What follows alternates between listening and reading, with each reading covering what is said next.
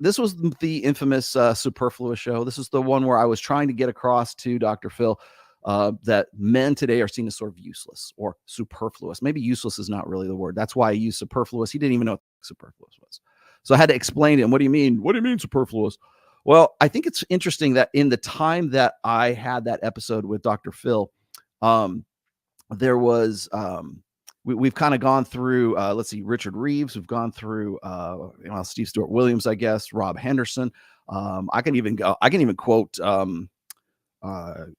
Chris Williams, who lifts out all of my material, but like Chris Williamson talking about how men are just sort of like not needed. They're just sort of these superfluous guys, right? They're nice to have around, but they're not actually needed. That was that episode. And I think what's funny is like, here we are a year later, and I feel like I'm way more vindicated than I was in November of 2022 when I shot that show with Dr. Phil. So what I'm about to show you guys here is the very beginning of that episode. Now, why am I doing this now? Well, because it's pertinent to today's topic, but also I can now finally talk about it. And it's over here. I'll have to go get it here in a second, but I have the actual NDA that I had to sign for Dr. Phil that they make you sign 5 minutes. It's okay. Don't worry about it. I'll get it here in a minute. Thanks, Kyle. But they make you sign this NDA, and the NDA is a non-disclosure agreement kind of thing. You're not, basically, it's like, shut the fuck up. That's what it boils down to. Just shut the fuck up. So I signed this thing up, and of course, what they do is they give you the NDA like 5 minutes before you're about to go on the show, right? And that's how these guys operate, and that's how big sort of media conglomerates operate. They want to get you in there, and then 5 minutes before the show, they change things up on you.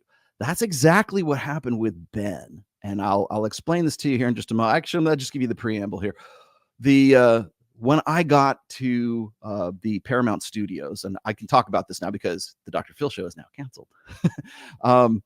So I get there, and the producers say, "Hey, we got this guy Ben," and I'm like, "Okay, who is this?" He says, "Oh, he's like an acolyte of Andrew Tate. He's a guy. He's one of these guys who was really into Andrew Tate, and he inspired him to do his, I don't know, his TikTok videos or whatever. You'll see them here in just a second. Inspired him to do all this stuff." Now, I'm not revealing anything that you couldn't see on the show anyway, so I'm not really breaking anything, even if it was in effect. But they sprung Ben on me at like the 0 hour. Like literally, I got out of the Uber, and the producer, who was very nice, by the way. Everybody, like their production staff is fantastic. They definitely have an agenda, but they're interesting people, to say the least. But I get there, and she says, "Yeah, we got this guy Ben. He's going to go on right before you." I'm like, okay. I kind of figured something was up, but this is the kind of shit that big companies like Daily Wire, like apparently Paramount or whoever the Dr. Phil show guys are, they bring you in, they sell you on one thing, and then they throw you into the lion's den. That's really the whole thing. That's pretty much the well, I guess you would call it YouTube blood sports thing, but it's also kind of like that Jerry Springer, Maury Povich formula. We call it YouTube blood sports. The blood sports sort of came from an individual named Andrew Worski, right? And he was very famous for bringing people on, like big names, onto his podcast. And then if there was somebody that really hated that guy, like Roosh V, they would bring Roosh on there, and then they'd throw Brittany Venti on there. And then Brittany Venti would go, "Hey, fuck you, Roosh, I hate your guts." And so then they'd fight, right? It's like taking like a black ant and a red ant, and you put them in the jar, and you screw the top on, and you shake them up, and you watch them fight. That's basically the principle of the show itself. So it's not uncommon for big name shows, including Valuetainment, by the way. Yes, I remember the Jason Blaylock thing. Not uncommon for them to try to get big name talent onto their shows. And then once they got them on there, they changed the game at the 0 hour. So do you want to be on the show? Then you're going to have to go on with your arch enemy. If you want, this is not about a real conversation. This is not about anything constructive. This is just simply us trying to we want engagement. We want more eyes on the screen. And essentially that's what they did with Ben when he came on before me. Now I'm going to show you this. This is just the Ben clip. So I'm not going to go through obviously I'm not going to go through the whole video because it's like about 45 minutes to 1 hour long. So I've got this. Let's see where I put it up here for you guys. And I'm gonna riff on this just a little bit so you guys can sort of get the gist of what I'm talking about here. Where we go. Okay, here we go. Out there, if you have a son, I bet you have no idea what is happening out there, so you might want to pull up a chair and listen. Our first guest, 24-year-old Ben, says when he was a teen, he had zero self-esteem, never got past the first date, and felt powerless with girls. But he says men like Andrew Tate inspired him to break out of his shell. A woman's primary biological role is to make kids. So the more fertile she is, the prettier she is, the more feminine sexual energy she has. But for men, all right. So this is this has been okay. I'm struggling not to laugh because I didn't want to laugh when I was there too. Yeah, Dr. Phil most definitely did Bender. Primary biological purpose is to build things. A high status, high value man is a man who builds valuable things. That's where his masculine sexual energy comes from. So a man's gonna judge a woman first and foremost by how fertile she is. That's why men care about a woman being soft. Men care about a woman being pure and healthy and nurturing, good at cooking, cleaning, and all that jazz, while women care about a man's status and a man's value. Because that. All right, so all this probably pretty much sounds familiar. This is one of those red pill guys. That shows how good he is at building things, how good he is at taking care of his body and being strong enough to protect her and her children. It's not unfair that men care more about looks than women do. It's just how nature designed us. Wow. So you understand women? Yeah. How do you understand women so well? Oh, just life experience. I've put myself out there a lot and had my fair share of learning. I've read a lot and experienced a lot of. You sound like he knows what he's talking about from experience. Different perspectives, and did my best to put them all together. You're a sexual energy coach. Did you catch that? Did you catch? Wait, I got to back that up just a touch. Oh, okay, real quick here.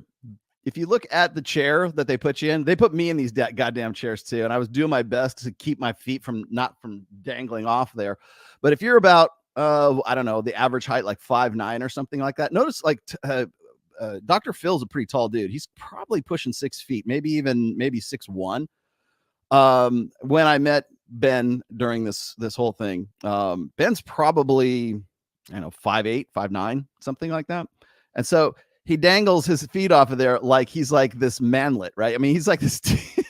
He looks like a puppet or something, like a stuffed animal, just like dangling his feet off of there. It's like he's sitting at the kids' table during Thanksgiving. Help me with that. What is a sexual energy coach? So I help men with their mindsets, getting in touch with their masculinity, figuring out their goals and what sorts of action steps they can take to make those goals real when it comes to dating and relationships. Notice the expression on the faces of they don't pan to the guys in the audience. They pan to the women in the audience. But you don't have a girlfriend?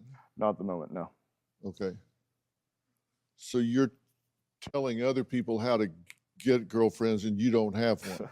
Well, I teach them how to get in touch with their masculinity. Okay. And so my clients have found girlfriends because of me. Okay. And how do you define masculinity? Integrity under pressure. And you were saying that women want a man that what? They want a man who knows what he values, a man who's good at building something, a man who's multidimensional and integrated, who can be masculine, but is also emotionally aware, intelligent, and fearless when it comes to achieving his goals. Are you an Andrew Tate adherent?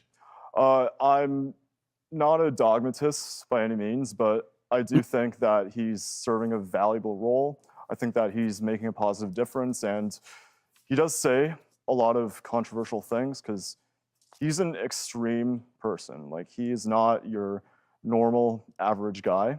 I wrote down some of the things that he said. All right, before we get to the things that he said here, let me just put back up. There we go. Much better. So right from the jump, this is the first guy. I'm reading my notes here. This is the first guy that they throw out onto the stage, right? This is before me, before anybody else. Wait a minute. Stop the presses. James Sexton, thank you very much. I don't know. I still think Ben is more credible than Pearl. Thank you. Yeah, well, that I'm glad you brought that up, James, because I'm about to get to that point here in just a moment. However, before I do, just understand that this guy goes out first before anyone else does. So before the show is even like from the 0-0 mark on the time cue, this is the first guy that they bring up. This is the credible witness. This is the guy who represents the red pill. This guy is your average red pill guy. Do you believe that? Do you think that this is actually the guy that should be up there representing the red pill? No, I don't think so. But they did. But the producers did this on purpose. And remember, I don't know who this guy was until the day that this was going on. Now I've talked to Ben since then, just sort of in the aftermath of it, just to sort of see. It was a while ago now, but definitely on the spectrum. Definitely prescribed. Have told me personally that he was prescribed with Asperger's syndrome. Nothing wrong with that. Just I was just curious, like when we were talking afterwards. But I mean, I can tell you guys the backstory, but I have to be a little bit careful how I sort of dance around that right now. But this is important. I want you guys to understand why this is happening. Everybody in the chat, every single person in the chat, cringe. Actually, I'm literally cringing right now. That's what they were intending to do. That's what they wanted you to do. They wanted you to cringe. Some of them I absolutely cannot repeat. But he says, I think my sister is her husband's property. Would you agree with that line of thinking? Not in the literal sense, no. Well, I understand. He doesn't have. Yeah, well, I mean, He doesn't own her. women are obviously people, not objects, but it's one way of looking at things, misogynistic as that might be. He describes a sexual encounter and says that's how it goes. Slap, slap, grab, choke, shut up, bitch, sex. That's how it should be. Well, okay, now wait a minute. This is Robin McGraw. Okay. Now look at the facial expressions here. That's why I use this in the thumbnail. Are you guys hearing this? Now look at all the people. Look at all the women in the back there. They look like they're there for like some sexual assault survival, group therapy of some sorts. I mean, everyone look at the dour looks. Look at the facial expressions here. The only one who is bright and bubbly and pink is Robin McGraw. Well, if it's consensual, then it's all good. Okay. Okay, notice the people in the audience kind of like a little bit fidgety, a little bit cringy, right? He says, I'm not a blanking, but I like the idea of being able to do what I want. And I don't believe women are as smart as men. There it is. Okay, so that's the money shot, or literally, that's the money shot right there. Okay, this is Robin McGraw getting that natural, unprovoked, unsolicited response. Well, that sounds really misogynistic. Do you have a story or a question for me? Click the link. All right, so that's enough of that. Okay, let me back up out of that. Perfect. Thank you, Kyle. So, what are what's the take-home message from this, children? What are we supposed to get from this? Why do you suppose they threw Ben on this show before I came on? Why do you think that is? I'll give you two answers. I give you two chances to answer that question. I'll tell you right now that the reason for that is because they wanted to till the fields. They wanted to set a narrative. They wanted to have a atmosphere of ridiculousness. All right. Precedence. So essentially what they're doing is they're creating this atmosphere that is really kind of the universal straw man. Like he's supposed to be who I'm going to have to follow, right? I'm playing clear. I'm like the closing act for this because they wanted me on the show to really be there as a proxy for Andrew Tate, right? So what do? They bring on the most ridiculous guy that they could possibly find. They throw him on there. They put him in this big gigantic chair. His feet are dangling off like some little kid. You've got the women in the audience who are just visibly like, you could tell they're bristling, right? Then you've got Robin McGraw back there, just a gape, right? And remember, this segment happens in the first 5 minutes before the first commercial break. This is the first 5 minutes of this. Why are they doing this? Why would this be a thing? Why would commercial television, who's never recognized anything red pill whatsoever? Now, remember, this is November of 2022, and the buildup for this, they called me, I think it was September of that same year. And so they're trying to, get me to get involved in this. Hey, you want to be a part of this? Blah, blah, blah. I'm like, yeah, okay. What are we going to talk about? We're going to talk about the crisis of masculinity, yada, yada. It had nothing to do with it. It was Andrew Tate on trial from the jump. The first thing I told them was, look, like when I got up there, I said, because I knew what was going to happen, and I had to diffuse Dr. Phil before I could get up. Because once I saw this happening, I was like, okay, I've got to diffuse this because I know where this is going now. And I knew I was going to be walking into an ambush. I knew I was going to be, I was ready for it because people kept saying, well, Rollo, why you said you would never do Dr. Phil. I didn't say I'd never do Dr. Phil. I said I would never do the show that they wanted me to do the first time, which was in, would have been myself versus Tommy Lahren, because I had gone after Tommy Lahren for her Guys Ain't Shit video. And all they really wanted was entertainment. They just wanted blood sport. They just wanted bread and circuses. They just wanted gladiators, right? And when they sold me the idea of this, I even still have the outline that they told me, and I could probably read that outline to you, and you'd be like, that has nothing to do. That was like almost entirely nothing to do with what we got into. Then we had Imran Ahmed was on the show. I was the one who suggested that Richard Reeves be on the show. They got Richard Reeves. I was glad for that because I made a good connection with Richard Reeves. And they had Marilyn, who was the divorce attorney from Reno, Nevada, actually. And I was already familiar with Marilyn because she had done an interview with Donovan Sharp. So little did the producers know. So who was walking into whose trap. But the interesting thing to me was I was told that this is what we're going to do and this is what we're going to talk about. And right from the rip, it was Andrew Tate this, Andrew Tate that. And they really, during the build up to the show, they had asked me if I could get Andrew on. I texted Andrew. He just had converted to Islam back then, and he wasn't doing any shows. He certainly couldn't set foot in the United States for obvious reasons. And so I couldn't get him. They wanted me to ask him again if he would do a Zoom call or if you do something via Skype. Wouldn't do that either. So I was kind of there, sort of like the understudy for Andrew Tate. They really wanted Andrew. They really wanted to be able to run him up the flagpole.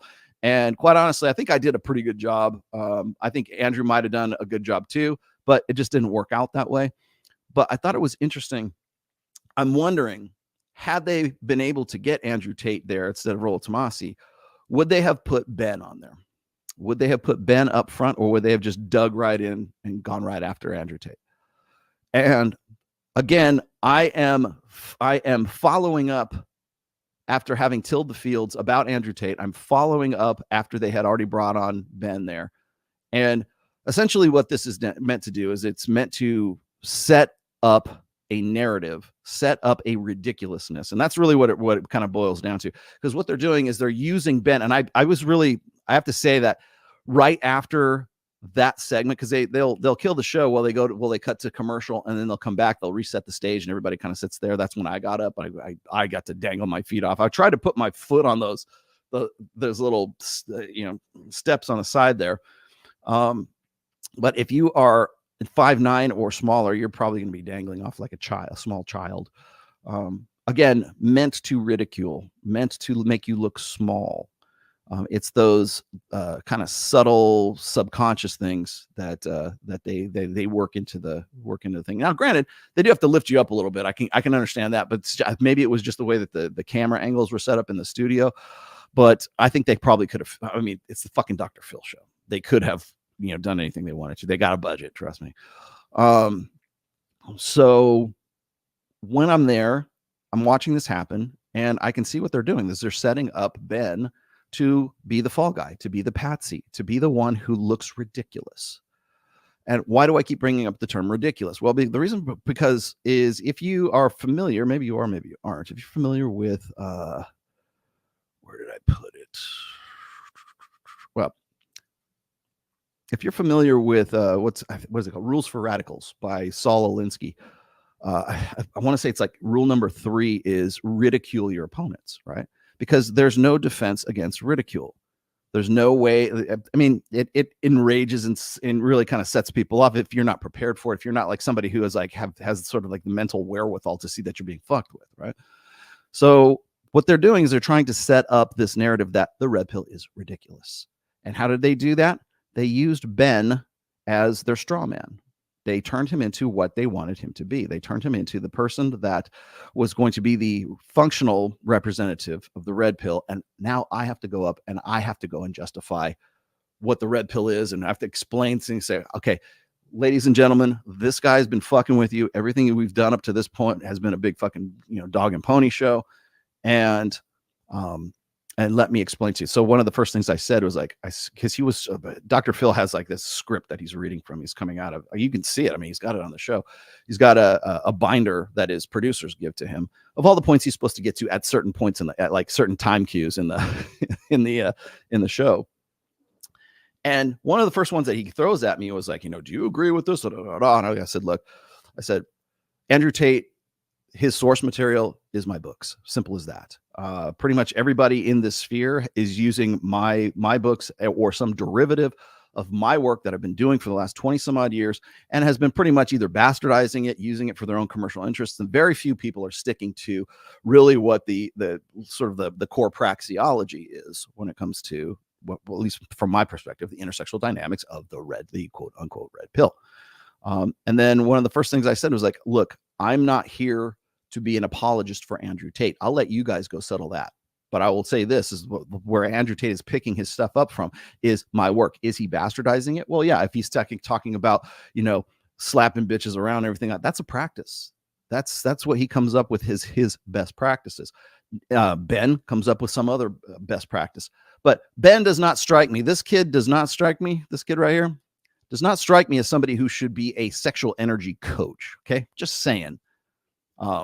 Look, I'm not a sexual energy coach. This guy most definitely is not a sexual energy coach. All right. Just throwing that out there. So when you see this guy, it's this kind of cringeworthy, looks like he's a conehead. And it's easy to goof on him, right? It's easy to ridicule him. And I was pissed off when I saw this, when I saw them bring him up there, because he doesn't know. He's not like, he doesn't understand that they're using him to be an idiot, to be the village idiot, to be the guy who's representing, this is the red pill. Look, they all look like this. They all sound like this. They all look like that. They all have big moon heads, right? That's what we're supposed to get. If you completely have no initiation to the red pill, this is what we're supposed to see as sort of the front, as the face, right? He's the representative of the red pill. And now everybody who follows him up, we can now ridicule him. Can you believe this?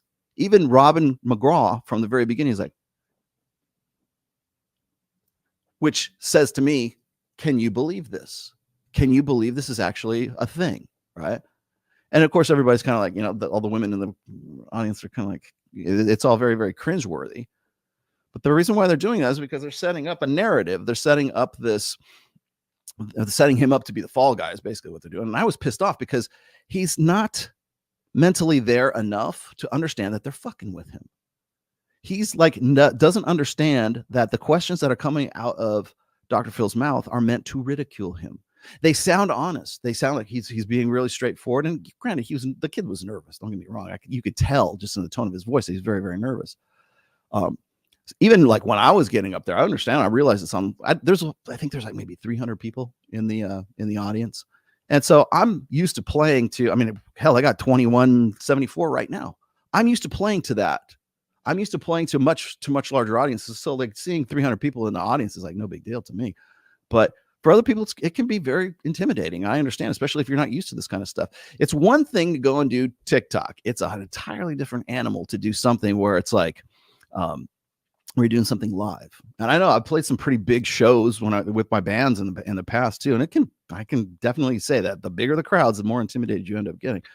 But at least in the beginning, right? Until you get used to it. But they knew this. They know it was going to be intimidating. They knew he wasn't sort of altogether there. They knew that they could ridicule him and make fun of him. And he wouldn't even know that he was being made fun of. So it's almost like the mean kids or the big kids in middle school that are like sort of beating up on this one kid. And I felt bad and I was pissed.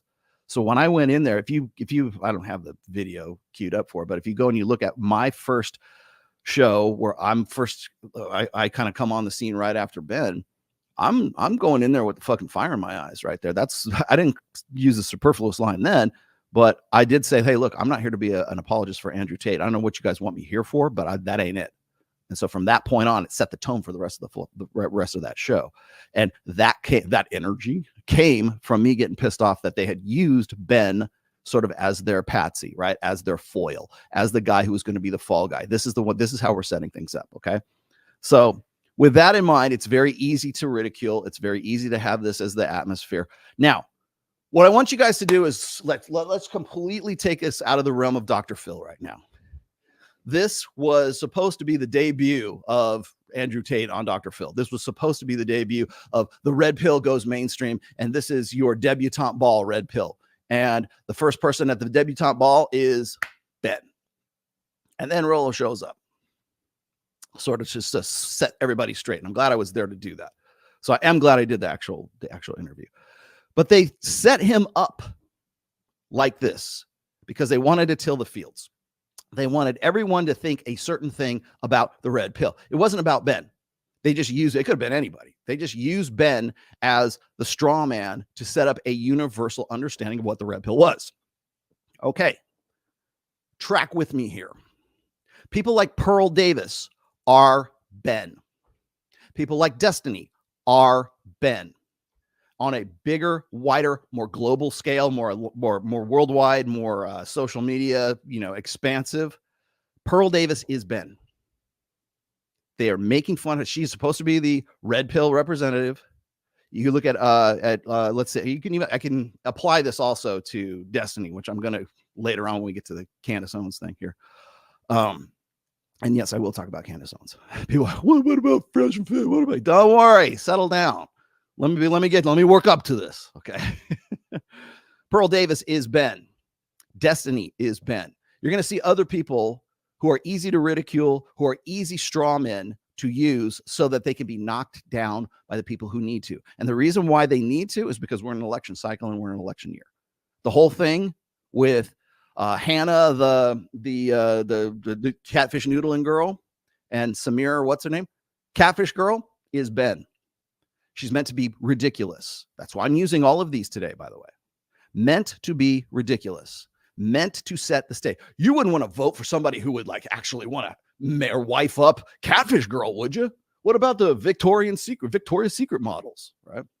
And it's meant to cause this class warfare. It's meant to cause this sort of culture class. It's intentional, the way that they're doing this. And the same thing applies to Pearl Davis. The same thing applies to Destiny.